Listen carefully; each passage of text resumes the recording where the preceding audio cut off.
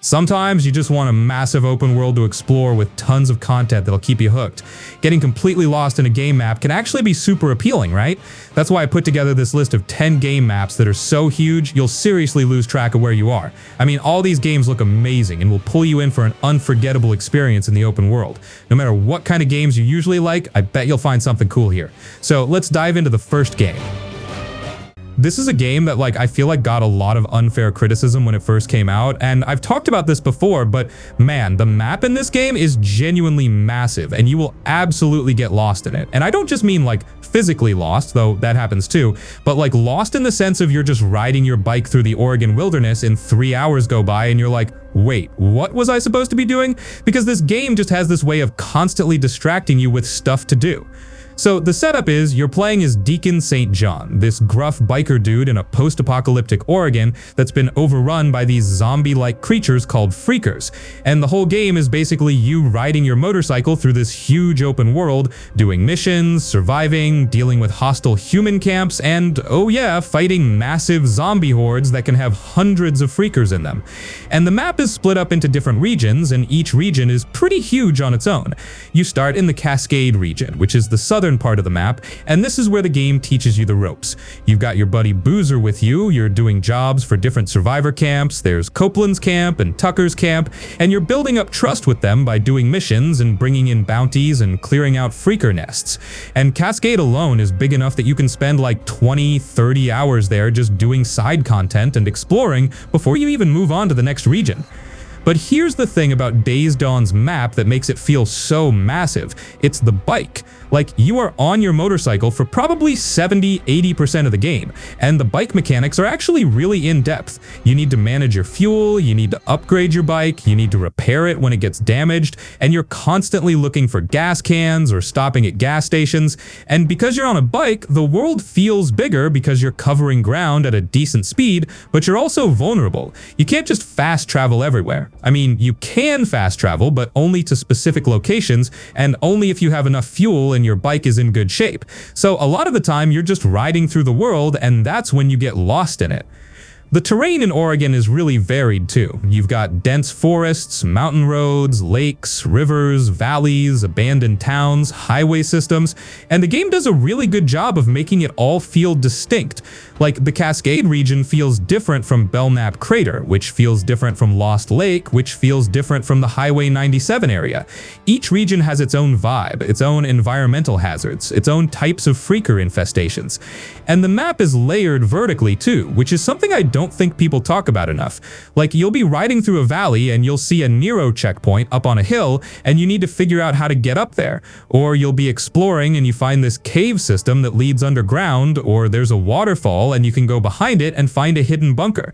The game rewards exploration in a lot of ways, and there are collectibles and lore items scattered all over the place. The thing that really makes you get lost in Days Gone, though, is just the act of riding through the world. The game has this really satisfying loop where you're riding from point A to point B, and along the way you see something interesting, maybe a Nero checkpoint or an ambush camp, or you hear a horde nearby, or you see some survivors being attacked by freakers, or you find an abandoned car that might have loot.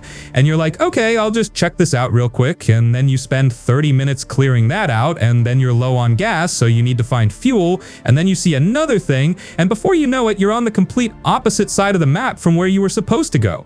The hordes are probably the most infamous part of Days Gone, and they tie into the map in a really interesting way. So there are 40 plus hordes scattered across the map, and each horde has anywhere from 50 to 500 freakers in it. And during the day, a lot of these hordes are sleeping in caves or buildings, and at night they come out and roam around. And you can track them on your map once you discover them, and you can see their migration patterns, where they sleep during the day, where they feed at night. And this means certain areas of the map are basically no-go zones at certain times because there's a massive horde there. I think one of my favorite things about exploring Days Gone's map is just the atmosphere. The game nails this post-apocalyptic Pacific Northwest vibe. The forests are overgrown, nature is reclaiming everything, there's this sense of desolation and beauty at the same time. And the game has some really great moments where you're just riding through a valley as the sun is setting and the lighting is gorgeous and it's quiet except for the sound of your bike and the wind and maybe some distant freaker sounds. And then other times you're riding through a storm at night with lightning flashing and rain pouring down, and you can barely see, and you're just trying to get to safety. Now, I will say, the map can feel a bit repetitive after a while. Like, once you've cleared a bunch of ambush camps, they start to feel pretty similar. The freaker nests are all basically the same. You sneak up, throw a Molotov or incendiary, burn it down. Some of the side missions are pretty generic fetch quests, or go here and kill this type stuff. But I think the core loop of riding around, scavenging, fighting, clearing areas, it's satisfying enough that it didn't bother me too much. I know, the Ubisoft bloat is a real thing. I get it. We've all felt that fatigue where you look at a map screen and it just looks like someone sneezed icons all over the place. But here's the thing about Odyssey. Even if it is bloated, even if it is absolutely packed with question marks and camps and caves you'll probably never even see, there is something undeniably magical about this version of ancient Greece. It feels like a genuine Odyssey. You start on Kefalonia, right? And it feels like a decent-sized game just there. You've got your vineyards, your statues, your drama. But then you get your ship, the Adrestia, and the world just explodes open. You're sailing across the Aegean, the water is that perfect crystal clear blue. Seriously, the water tech in this game is still unmatched. And you see a massive island in the distance, and you realize, I can go there. I can climb that mountain. I can fight a minotaur in that labyrinth. And what I really dig about this map is the variety. You're going from these pristine white marble cities like Athens, where you're bumping shoulders with Socrates and Pericles, to these dense autumn-colored forests, to volcanic islands, to snowy peaks. I found myself just turning off the HUD sometimes, which, by the way, I highly recommend you do, and just getting lost. The scale actually serves the gameplay loop here too, because you're playing as a mercenary, right? You're a Misthios. You're supposed to be this wanderer traveling from war zone to war zone. The map size sells that fantasy. When you have to travel from the bottom of Crete all the way up to Macedonia, it feels like a journey. It takes time. You encounter storms, you get hunted by other mercenaries. So yeah, if you want a game where you can sink 100 hours in and still feel like you've only seen half the world, Odyssey is it. It's messy, it's gigantic, but it's a grand adventure in every sense of the word. Just maybe don't try to clear every single question mark, or you'll lose your mind. Grab some pizza, sit back, and just enjoy the sail. Just Cause 3 is absolutely insane in the best and worst ways possible. And when we're talking about maps that are so huge you will literally get lost in them, this is like the perfect example of quantity and scale over everything else. Because the map in Just Cause 3 is enormous, like genuinely one of the biggest open world maps I've ever played. It's this fictional Mediterranean island nation called Medici, and it's not just one island, it's like a whole archipelago of islands. There are 3 main regions, and each region is made up of multiple islands, and the whole thing is just massive. And you traverse it all with this combination of grappling hook, parachute, and wingsuit that makes you feel like the most overpowered action hero ever. So you play as Rico Rodriguez, who's this over-the-top action hero guy returning to his homeland of Medici to overthrow the dictator General Di Ravello. And the whole game is basically about causing as much chaos and destruction as humanly possible to liberate the country. Like, the core gameplay loop is you go to a town or military base and you blow up everything. Propaganda speakers, statues of Di Ravello, fuel tanks, satellite dishes, radio towers, whatever. And once you've destroyed enough stuff, that location is liberated and it becomes part of the rebellion.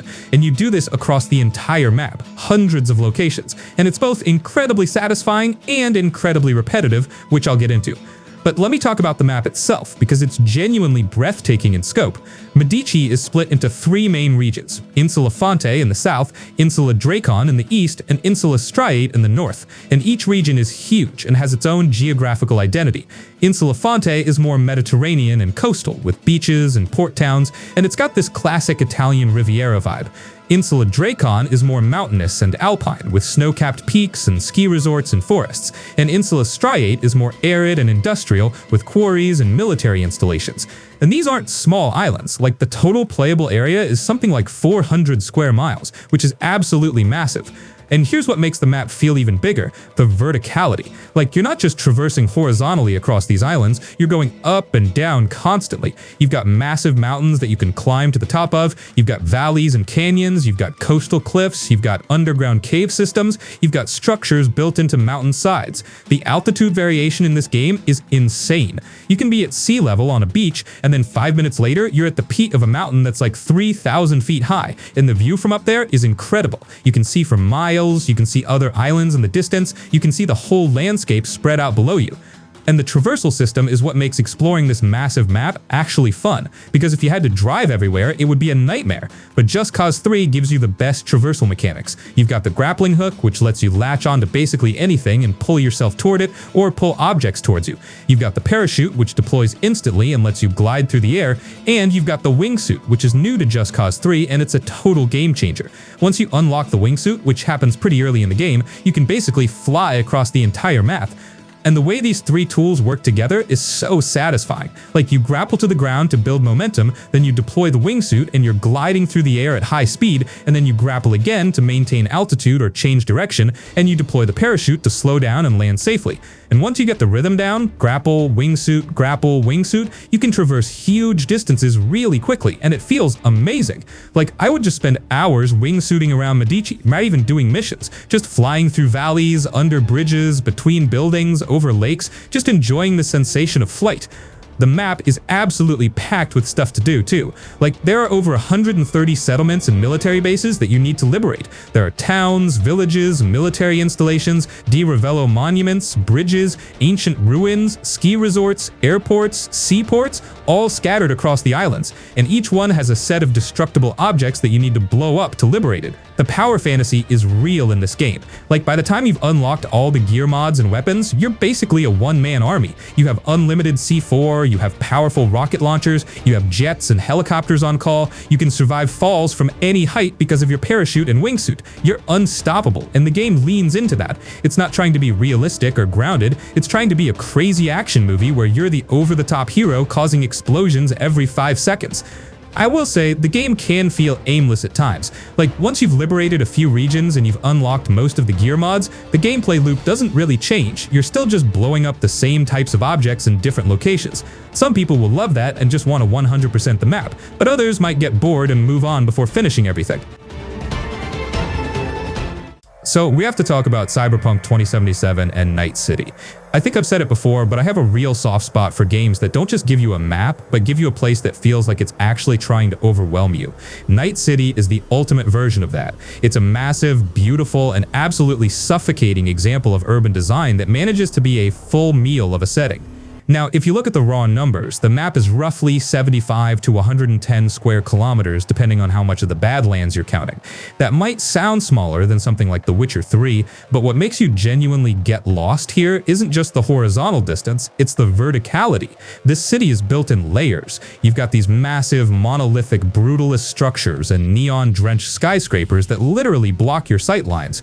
Most open-world games let you see a mountain or a landmark and walk straight toward it, but in Night City, you're constantly turning corners, taking elevators, or navigating weird off-ramps. You feel small and meaningless, which is exactly how a merc in a corporate dystopia should feel.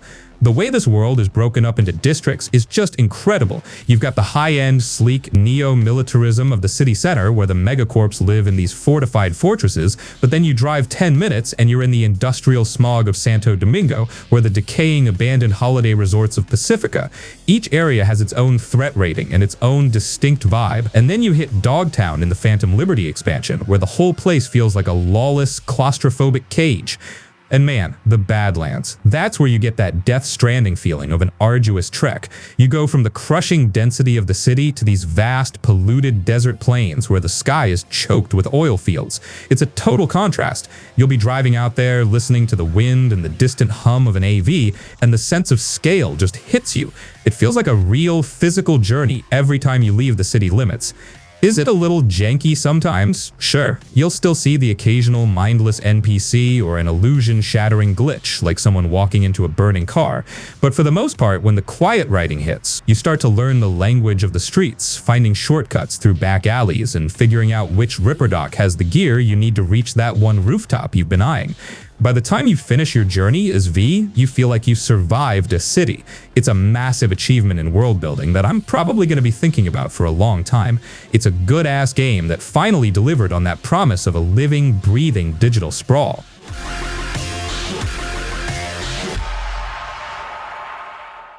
There's something special about a road trip, and I don't just mean hopping in a car to go to the store. I mean the journey. And honestly, that is exactly what Final Fantasy 15 is. We have to talk about the world of Eos because, dude, this map is deceptive. It is massive. You jump into the regalia, that's your car, your baby for the whole game, and you just drive. And the thing is, unlike a GTA or a Saints Row where you're just kind of zipping around, this game wants you to feel the distance. You're literally driving for minutes at a time, watching the landscape shift from these arid, dusty deserts to lush, green plains, and eventually to the coast. And yeah, the car's a little on rails, I know, some people didn't vibe with that. It can feel a little restrictive when you want to just tear off-road, but it adds to that feeling of being on a long, arduous trek with your boys. And that's where you really get lost, not just directionally, because you will get turned around trying to find a parking spot or a specific hunt location, but you get lost in the rhythm of it. You're driving, Prompto stands up to take a picture, Gladiolus is reading a book, and you just see this massive rock formation in the distance and think, can I go there? And usually you can. You pull over, you get out, and you just start running. And let me tell you, running in this game, you feel the scale. Noctis has infinite stamina if you do the little green bar trick, thank God, because you are going to be hoofing it across some seriously empty spaces.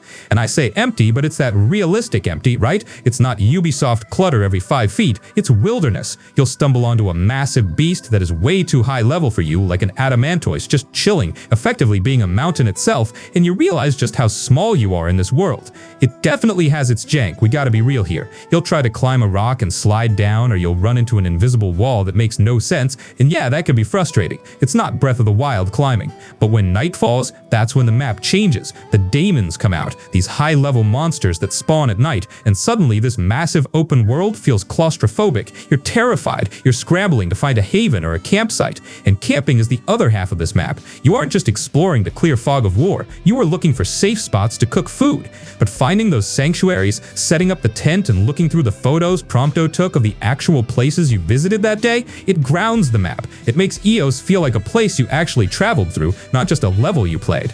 It's a flawed masterpiece for sure. The back half of the game gets linear, we all know that, but that first half, just roaming around Lucis, taking hunts, finding dungeons that are genuinely scary and dark, it's a vibe. It's a road trip simulator with swords and magic, and if you let yourself just sink into it, turn off the HUD maybe and just drive, you are going to get lost in the best way possible.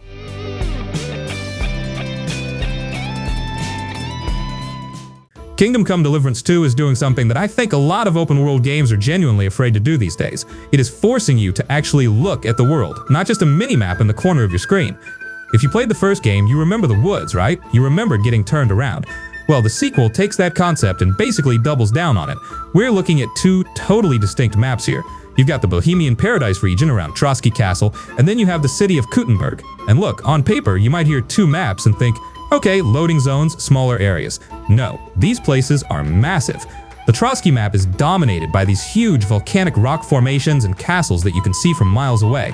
And that is key because the game, especially if you are brave enough to play on the harder settings without the GPS markers, expects you to navigate like a real person would in the 15th century.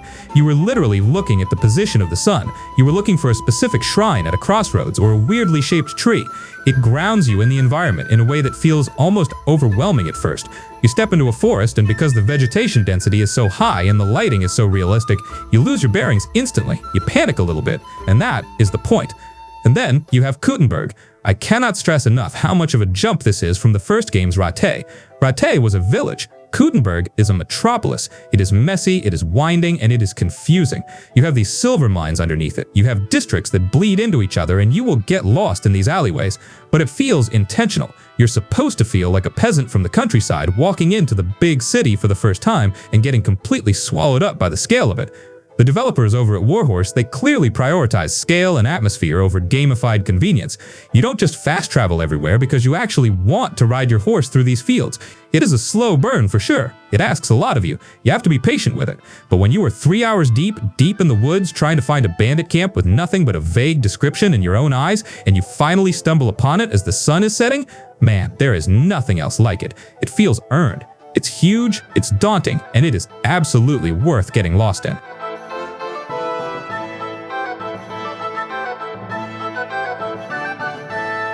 Far Cry 5 has one of those maps that feels way bigger than it actually is, and a lot of that comes down to how it's structured. Instead of one massive open space, it's split into regions, and each region feels like its own self-contained world.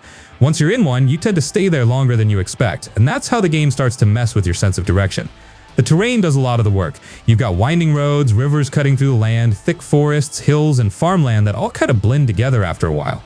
There aren't many towering landmarks you can constantly orient yourself around, so you end up relying on roads and instinct. And because roads curve and branch constantly, you'll take a turn thinking you're heading somewhere familiar and realize you're completely off course. Traversal also plays a big role here. You're driving, flying, boating, wingsuiting, and swapping between all of it constantly. That sounds convenient, but it actually makes things more disorienting. You cover huge distances very quickly, and the map doesn't always give you a clear sense of how far you've gone. You'll land somewhere and have to pause for a second like, wait, where am I right now? The world is also aggressively distracting. You rarely move in a straight line for long. Something is always happening nearby, whether it's an outpost, a random encounter, or chaos breaking out on the road. You respond to one thing, then another pops up, and suddenly your original objective feels miles away, both literally and mentally. What's interesting is that Far Cry 5 doesn't really want you to memorize the map. It wants you reacting moment to moment. That keeps things exciting, but it also means you're rarely forming a clean mental layout of the region. You know areas by vibes and danger levels, not exact geography. Even when you think you've got a handle on things, the game likes to pull control away from you. Missions can trigger dynamically, regions escalate, and you're constantly being nudged into situations you didn't plan for. That breaks your flow and keeps you slightly off balance.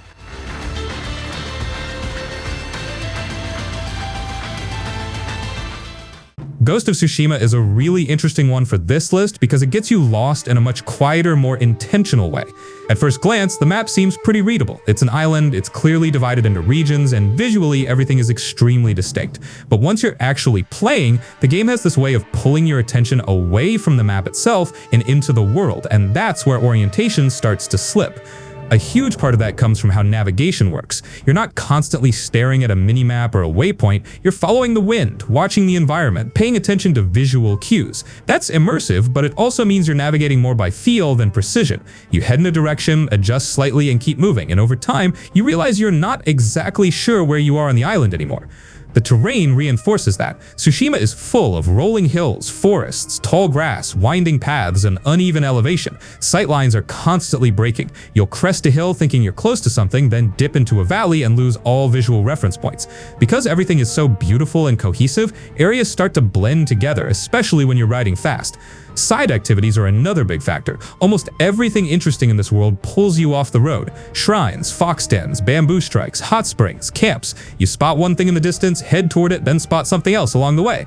The map encourages this chain reaction of curiosity, and before long, your original destination feels irrelevant.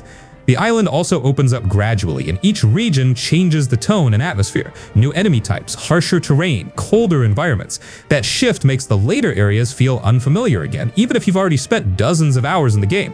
You're relearning how to move through the world as it gets more dangerous. What really seals it is the pacing.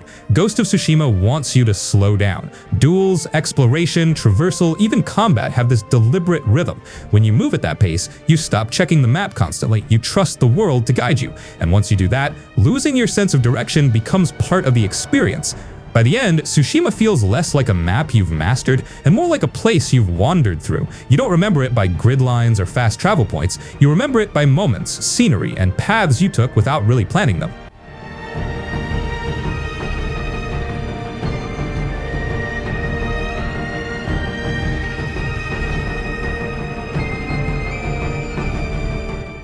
Next up, we have Horizon Forbidden West. And look, I know everyone talks about graphics with this game, and yeah, it is undeniably a looker, maybe one of the best looking open worlds ever made. But the actual map itself, it is ridiculous. Guerrilla Games took the foundation of Zero Dawn and just blew the doors off it in terms of variety. We are talking about a trek that takes you from the red rocks of Utah all the way to the overgrown, sunken ruins of San Francisco. And the transition between these biomes is what gets you. You start in the Daunt, which feels familiar, right? But then you push further west and suddenly you are hacking through these incredibly dense, humid jungles where the foliage is so thick you can barely see 5 feet in front of you. Then you're shivering up these massive, freezing, snowy peaks, and finally you hit the coast. Seeing the Golden Gate Bridge half submerged in the ocean with robot crocodiles swimming around it, that is a vibe you just do not get anywhere else. But the real game changer here is the verticality. The first game kept you pretty grounded. Here, you get the shield wing glider, you get the polecaster, and eventually, spoiler alert, but you probably know this by now, you get the sunwing. Being able to just hop on a robot pterodactyl and fly over the entire map completely changes your perspective. You look down from the clouds and realize just how massive this world actually is. You see these little skirmishes happening between machines miles away, or a storm rolling in over the desert, and you realize the scale is just off the charts. And I have to mention the underwater stuff. Usually water levels in games are, well, they're painful. We all know it. But here, you get that diving mask and suddenly a whole new world opens up beneath the surface. I'm specifically thinking about Las Vegas. You go into the desert, you find these dunes, and then you dive down into the flooded ruins of the city. Seeing those neon holograms flickering underwater in the dark, it is genuinely haunting. It creates this loop where you set a waypoint for a main mission, but then you see a Tolmec walking in the distance, or you spot a weird ruin on a cliffside, and 3 hours later you realize you haven't made any progress on the story. You're just existing in the world. It's dangerous, it's aggressive, but man, it is absolutely worth getting lost in. I think I've talked about this game a million times already on the channel, but dude, when we're talking about game maps that are so huge you will literally get lost in them, this is like the perfect example. And I mean that in the best way possible, but also like in the most frustrating, hair-pulling, where the hell am I kind of way.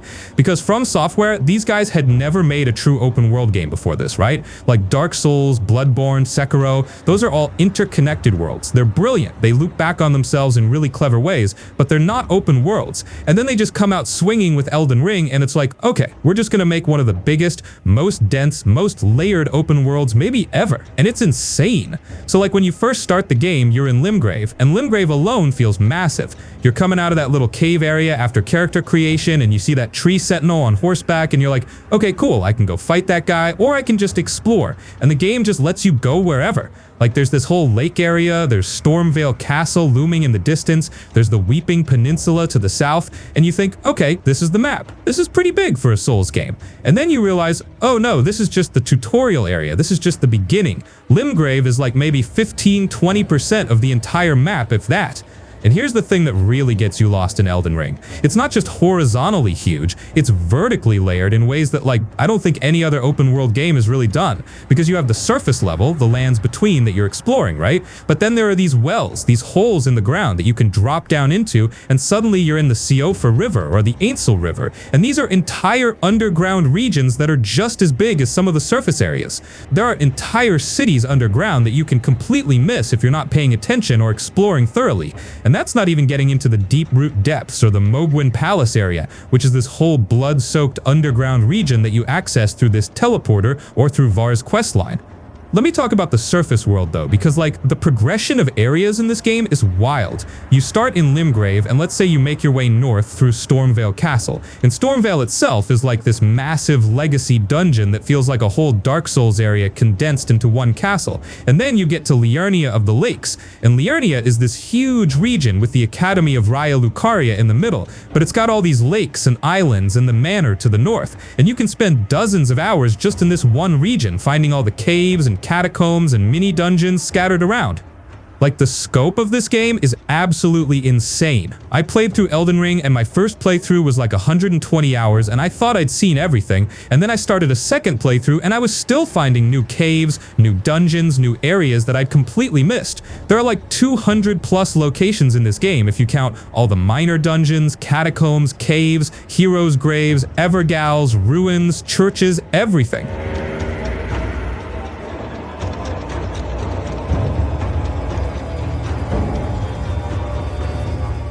So first off, the obvious thing. The sheer physical scale of this map is ridiculous. When you look at it on paper, yeah, it's big, but that's not the whole story. The real trick Rockstar pulled is how dense it feels without ever feeling cluttered. You can ride for literal real-time minutes, sometimes 10, 15 minutes, and nothing important happens. No mission prompt, no collectible ding, no big cinematic moment. It's just bland. Hills, forests, swamps, rivers, weather rolling in, and that's where people get lost because the game never rushes you and never pulls you back onto a golden path. You'll be riding somewhere specific, like, okay, I'm just heading to Valentine, and then you notice smoke in the distance, or you hear a gunshot echo off a hillside, or you see a cabin way off the trail that looks abandoned, and suddenly you're not going to Valentine anymore. Now you're deep in the woods, your horse is tired, it's starting to rain, and you've somehow crossed into a totally different biome without even realizing it. And that biome variety is a huge reason this map messes with your sense of direction. You've got snowy mountains up north where visibility can drop to almost nothing and landmarks disappear the second a blizzard rolls in. You've got the heartlands, which feel deceptively open and safe, but because they're so wide and flat, everything looks the same after a while. Then there's Lemoyne, which is a nightmare in a very specific way. The swamps are dark, foggy, twisting waterways, and half the time your minimap is lying to you because the land paths don't match what you're seeing in front of you. Saint Denis deserves its own mention because that city alone can make you feel lost even after dozens of hours. The streets are tight, layered, noisy, and alive. NPCs everywhere, trams cutting through intersections, alleys that all start to blend together. You're used to navigating wilderness by instinct, by silhouettes and terrain, and suddenly you're boxed in by brick walls and identical streets.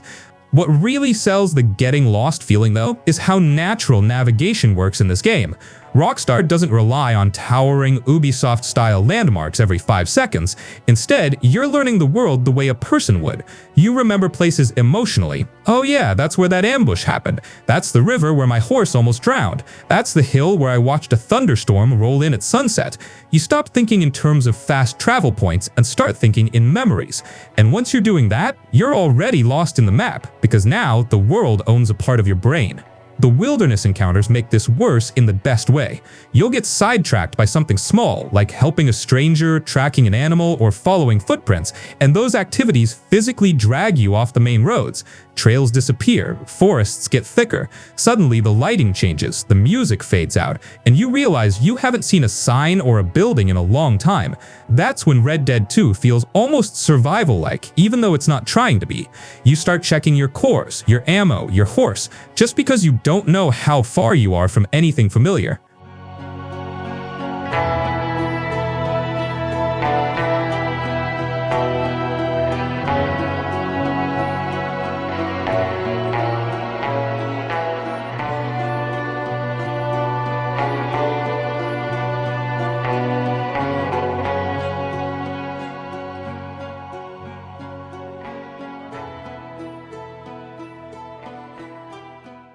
Mad Max is a map that gets confusing in a very different and very hostile way. At a glance, the world doesn't even seem that complex. It's a desert, big open spaces, clear skies, lots of emptiness. You'd think it'd be easy to read, but once you're actually driving through it, that logic falls apart pretty fast.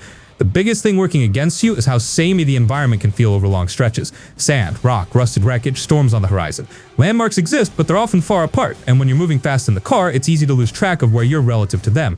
You'll spot something in the distance, drive toward it for a while, and then realize you've slightly drifted and are now heading somewhere completely different. Traversal makes it even worse, in a good way. You're almost always in the magnum opus, and speed distorts your sense of distance. You cover a lot of ground quickly, but the terrain doesn't give you strong visual feedback that you've gone far. You're weaving through dunes, canyons, and broken highways, and everything starts to blur together if you're not paying attention. The map is also broken into regions with different threat levels, and crossing between them isn't always obvious. You can push deeper into dangerous territory without realizing it, especially when you're chasing a convoy or following a vague objective marker. Suddenly enemies hit harder, storms roll in, and you feel very aware that you're far from anything safe. Sandstorms deserve a special mention. When one hits, visibility drops, landmarks vanish, and navigation becomes almost impossible. You're reacting moment to moment, trying to survive, and any sense of direction you had just evaporates. Even after the storm clears, it takes a bit to reorient yourself. What really sells the lost feeling, though, is the tone of the world. There's very little comfort, few safe havens, long stretches where it's just you, the car, and the wasteland. That isolation makes every wrong turn feel heavier. Getting lost here isn't peaceful, it's stressful. By the time you spend a lot of hours in Mad Max, you start to recognize areas, but the world never fully opens up into something clean and readable. It stays rough, disorienting, and slightly oppressive. And honestly, that's perfect for the game. The map doesn't want you to feel in control. It wants you to feel like you're barely surviving out there.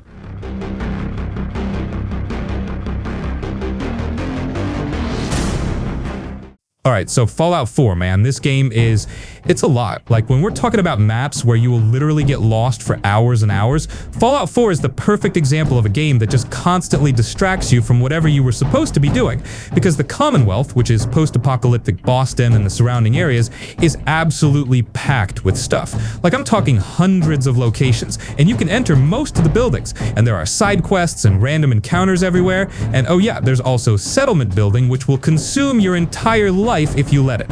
Like, I went into Fallout 4 thinking I'd play through the story and maybe do some side content, and I ended up spending 200 plus hours across multiple playthroughs just exploring every corner of this irradiated wasteland. So you play as the sole survivor, you customize your character, male or female, and you start the game right before the nuclear bombs drop.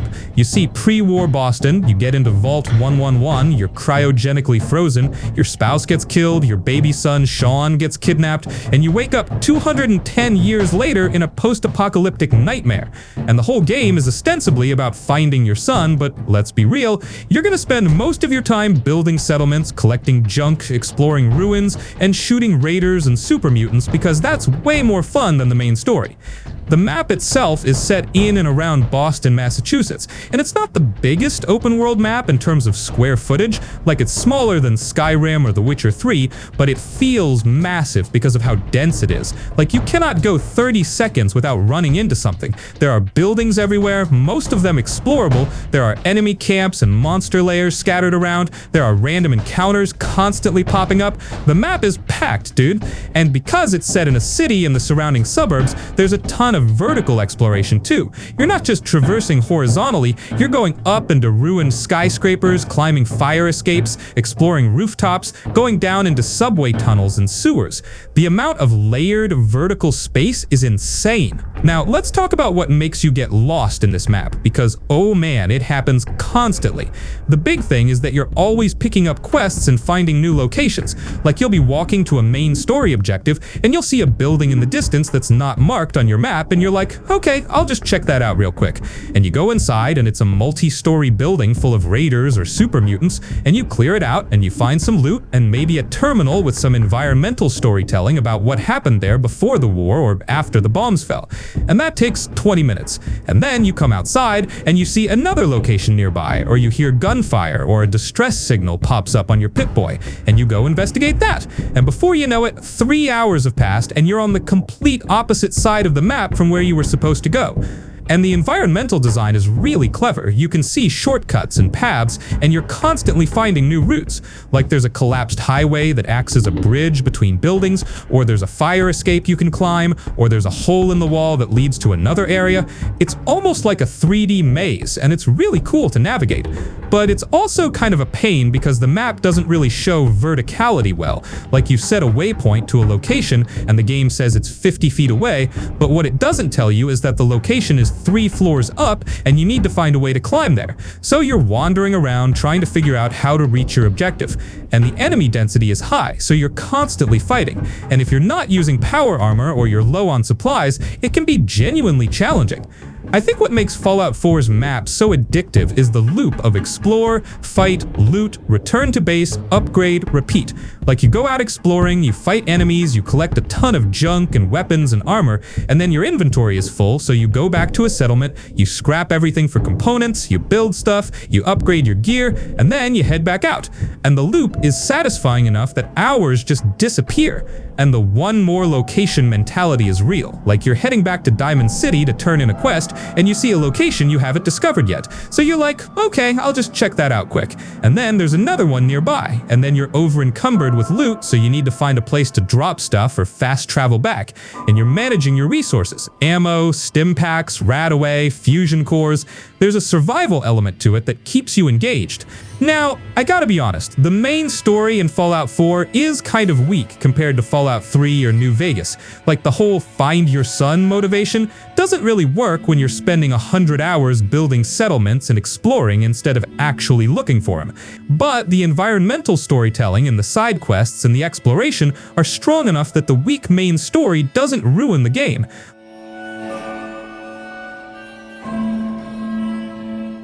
Now, Spider-Man 2, almost 3 years old, when it came out, I had so much fun with it. But when we're talking about maps that you get lost in, this one's interesting because it's not lost in the traditional sense, like you're wandering around not knowing where you are, but more like you get lost in the flow of just swinging through New York City and doing stuff. Because the map in this game is massive compared to the first Spider-Man game, and it's so dense with activities and side content that you can just lose hours web swinging around and going, oh, I'll just grab this collectible real quick, and suddenly it's 3 a.m. and you've cleared out half of Brooklyn. So the big thing with Spider-Man 2's map is that it basically doubles the size of the first game. The first Spider-Man, that was just Manhattan, right? And Miles Morales, that was also just Manhattan, but like, it was kind of a smaller experience, more focused. But Spider-Man 2, they went all out. You've got all of Manhattan again, which is already pretty big, but now they've added Brooklyn and Queens. And these aren't like small areas either. Brooklyn is huge, Queens is huge, and each borough has its own distinct feel and neighborhoods and all that. And I think the coolest thing about this map is just how different each area feels. Like, Manhattan has that classic New York City vibe with the skyscrapers and the financial district and Times Square and Central Park and Harlem. All the iconic locations from the first game are back, and they look better. But then you swing over to Brooklyn and it's got a different aesthetic, more brownstones and industrial areas, and you've got Coney Island, which is this whole big amusement park area that's actually used for some story missions and side content. The traversal is what makes this map so fun to explore though. Like, swinging through New York as Spider-Man has always been the best part of these games, and they've refined it even more in Spider-Man 2. The web swinging feels so good. It's got that momentum and physics to it where you're building speed as you swing, you're using your environment to slingshot yourself around corners, you're zipping up to points and launching yourself through the air. And they added these web wings, which are basically like a wingsuit. So now you can swing to build momentum and then open the wings and glide across huge distances. And it's so satisfying once you get the rhythm down. Swing, swing, jump, web wings, boost, swing again, zip to a point, launch. You can cross the entire map in just a few minutes if you're really moving. I think what makes the map feel so alive is the density of content combined with how fast and fluid the traversal is. Like, in a lot of open world games, you're running or driving from point A to point B, and it can feel like a chore. But in Spider-Man 2, getting from point A to point B is the fun part. The swinging is so satisfying that you almost want excuses to travel across the map. And because you're moving so fast and the map is so densely packed, you're constantly seeing new things, noticing details you missed before, finding hidden collectibles. Now, I will say the map can feel a bit overwhelming at times. Like, when you open the map screen, there are icons everywhere. Collectibles, side missions, crimes, activities, landmarks, and it can be a lot. The game does a decent job of letting you filter what you see, but there's just so much stuff that it can feel like you're chasing icons on a map rather than organically exploring. But I think the traversal is so fun to explore that it doesn't feel as grindy as it could. And some of the collectibles are definitely padding, like the spider bots are kinda tedious. You're just chasing these little robots all over the city, and it's the same thing 42 times. The photo ops are fine, but they're not super exciting. Some of the EMF experiments are cool, some are annoying. It's hit or miss. But I think the core experience of just being Spider-Man in New York City is so well executed that even the weaker side content is elevated by how fun it is to get around. Like, I'd be annoyed at having to collect my 30th spider bot, but then I'd swing through Times Square at sunset and pull off this perfect combination of swings and flips, and I'd be like, okay, this is still awesome.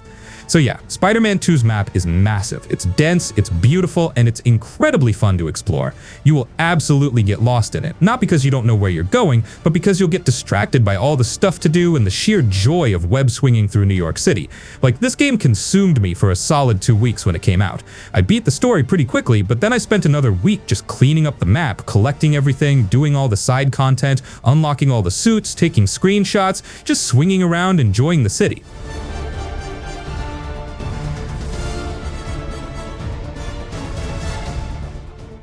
Watch Dogs 2 is one of those games that I think got overlooked by a lot of people, and it's a shame because the map in this game is genuinely one of my favorite open world maps ever made. Like, I know that sounds like a bold claim, but hear me out. The first Watch Dogs was set in Chicago, and it was fine, but it was pretty dark and gritty and serious, and the map was kind of like, okay, it's a city, you can hack stuff, cool. But Watch Dogs 2 is set in the San Francisco Bay Area, and it's not just San Francisco, it's the entire Bay Area. You've got San Francisco proper, you've got Oakland across the bay, you've got Marin County to the north, and you've got Silicon Valley down south. And each of these areas is huge and distinct and full of stuff to do, and the whole vibe of the game is just so much more fun and colorful and interesting than the first game. So you play as Marcus Holloway, who's part of this hacker collective called DedSec, and the whole game is about taking down corrupt corporations and exposing surveillance and fighting back against the system through hacking. And the hacking is the core mechanic that makes exploring this map so fun, because you can hack basically everything. Like, you can hack traffic lights to cause accidents, you can hack cars to make them drive themselves or explode, you can hack security cameras to scout out areas, you can hack people's phones to steal data or money, you can hack cranes and forklifts and garage doors and ATMs and billboards. The entire city is your playground, and you can manipulate almost everything in it. And this ties into exploration because you're constantly using hacking to navigate the world and find secrets and complete objectives. Like, you might see a restricted area that you need to get into, and instead of just running in guns blazing, though you can do that if you want, you can hack the cameras to scout it out, then hack a forklift to create a distraction, then hack a door to sneak in, then hack the security system to avoid detection. Or you can just send in your drone or your RC car to do the whole thing for you without ever stepping foot in there yourself. The map is also huge in terms of square footage. Like, driving from the northern tip of Marin County down to the southern end of Silicon Valley takes a good 10-15 minutes, and that's if you're driving fast and not stopping for anything. And of course you're going to stop for things because there's stuff everywhere. So yeah, Watch Dogs 2's map is massive, it's diverse, it's full of personality and detail, and it will absolutely make you get lost, both in the sense of losing track of time as you explore and experiment, and in the sense of just wandering around checking out all the cool locations.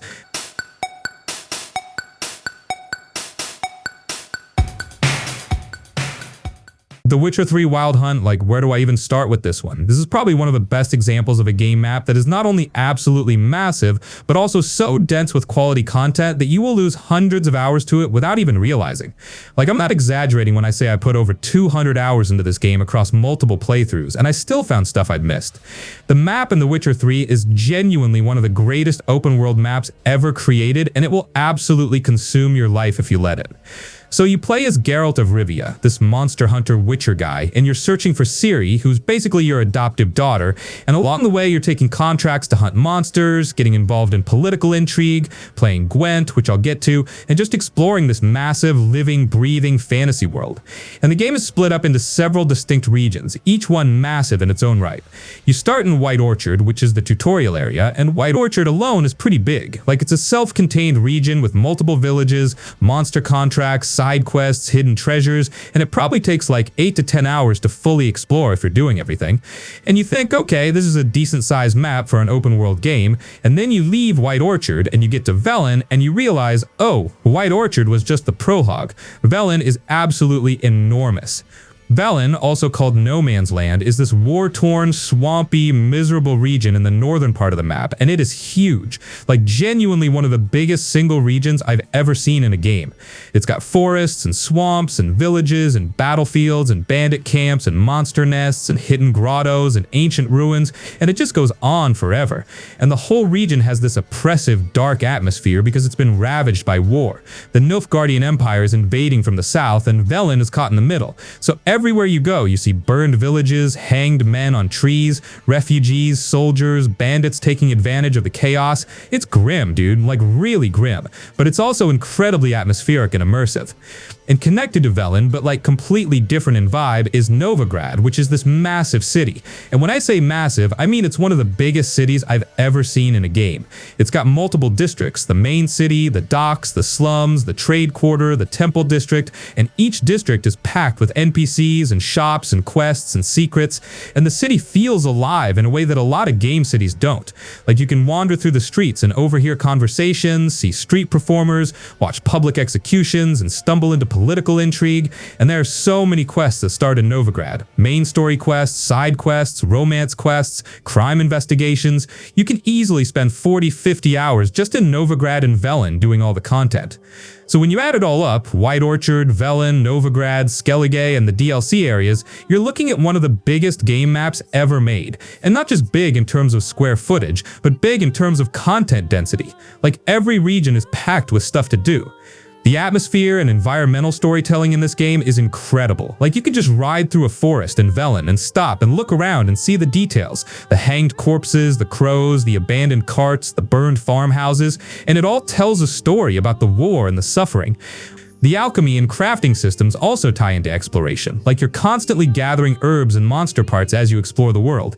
You see plants and you pick them up to use in potions, you kill monsters and you loot them for ingredients, and then you craft potions and oils and bombs that are actually useful in combat. And the game has this meditation system, where if you meditate with alcohol in your inventory, all your potions refill, so you're not constantly grinding for ingredients. It respects your time in that way. Now, I will say, Skellige can be a bit of a pain to explore because there are so many question marks in the ocean, and a lot of them are just smugglers' caches underwater, and swimming to them and looting them gets pretty tedious after a while. Like the first few times, it's cool, you're diving underwater, fighting drowners, finding treasure, but after you've done it 50 times, it's like, okay, I get it, there's stuff in the ocean. But the islands themselves are great to explore. Like each island in Skellige has its own character. Some are inhabited, some are wild, some have monster layers, some have hidden treasures, and the scenery is gorgeous. The northern islands with the snow and the mountains, the southern islands with the forests and valleys, it's all really well done. The main story takes you all over the map too, which is great because it gives you reasons to visit different regions and see different parts of the world. Like you're searching for Ciri, and your search takes you from Velen to Novigrad to Skellige and back, and along the way you're recruiting allies, making choices that affect the story, getting involved in political conflicts between Nilfgaard and the northern kingdoms, dealing with the Wild Hunt, who are these spectral warriors chasing Ciri. I think one of my favorite things about The Witcher 3's map is just how much there is to discover organically.